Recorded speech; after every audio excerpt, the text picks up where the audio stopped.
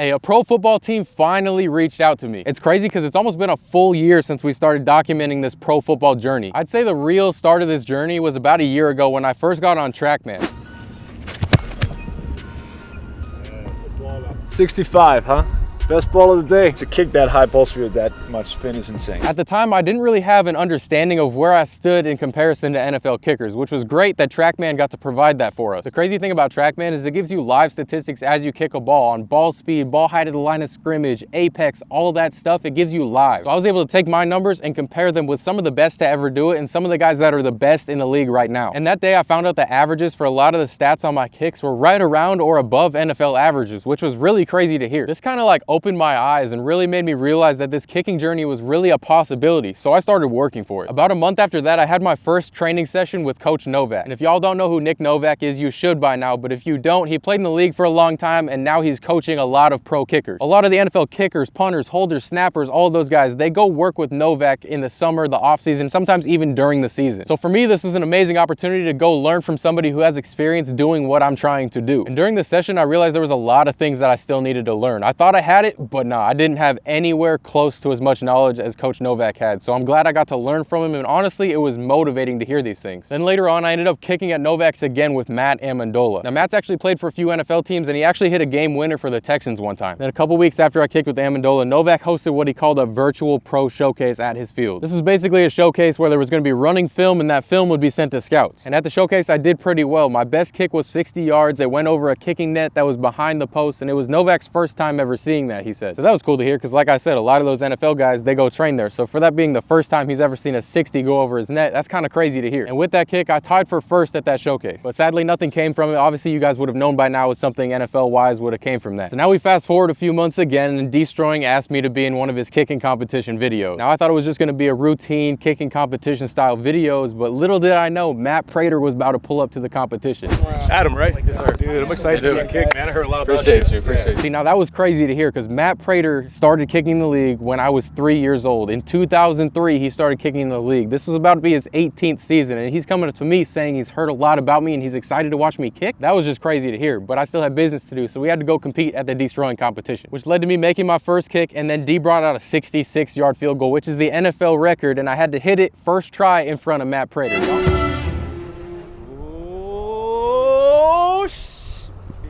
Come here, boys. He hit it first try. With like 4.5 second hang time too.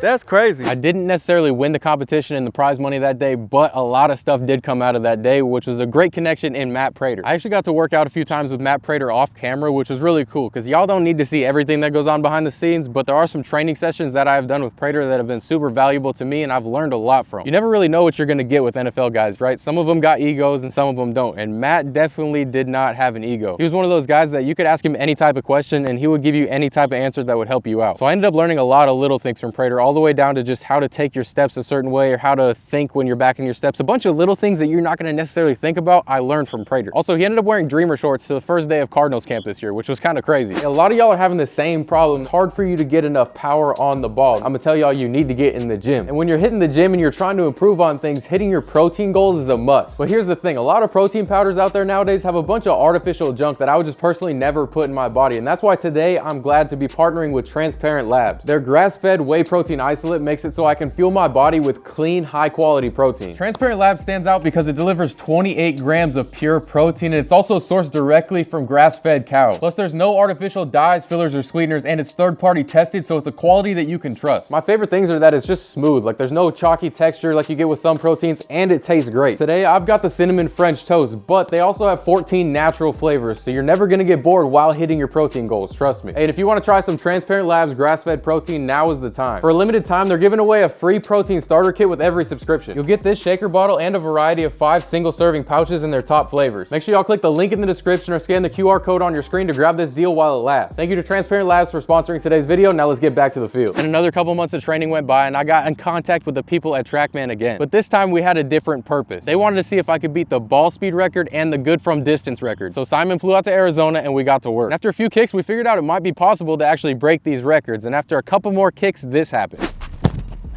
Oh my goodness.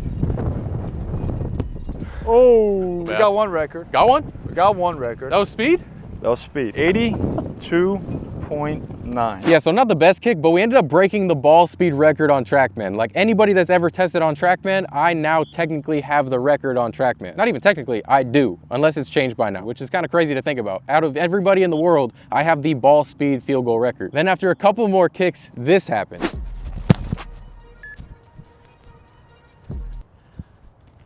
Oh, it's gotta be decent. Oh! It's gotta be decent. Well, you're officially tied.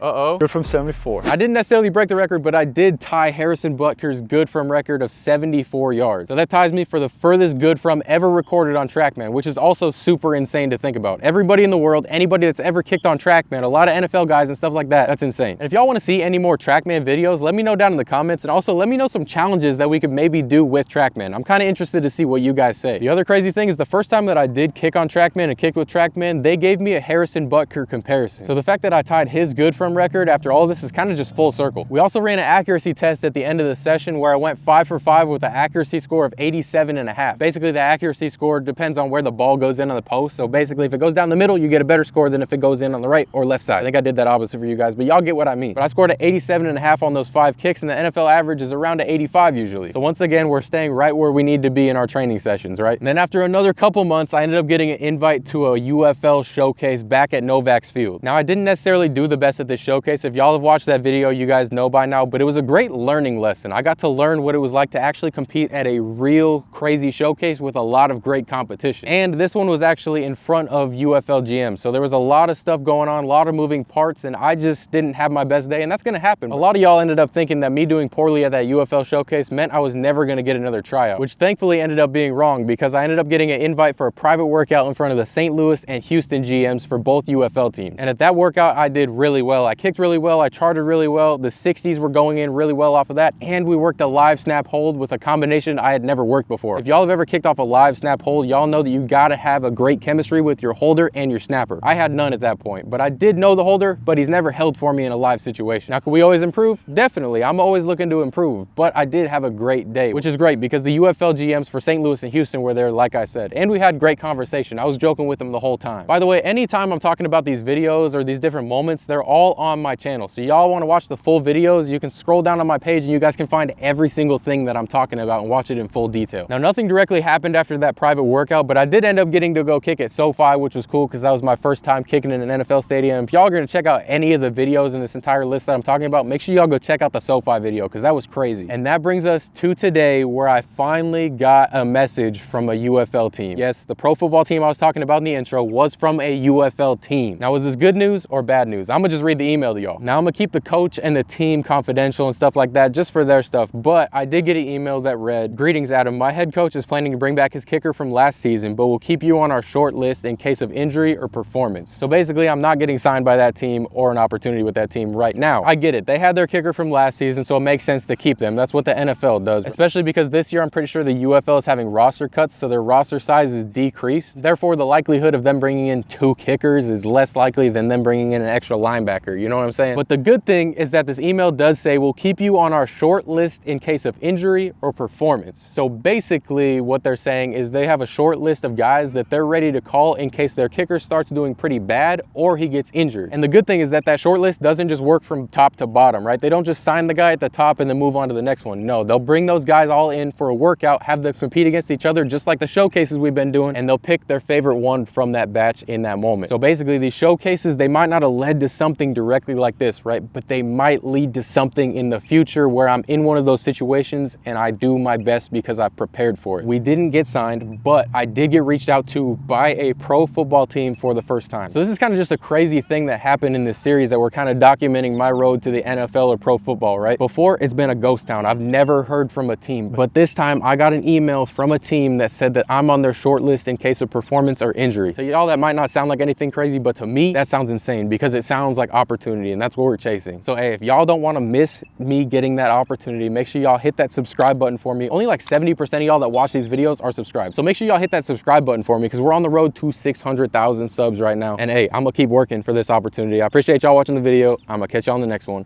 Peace.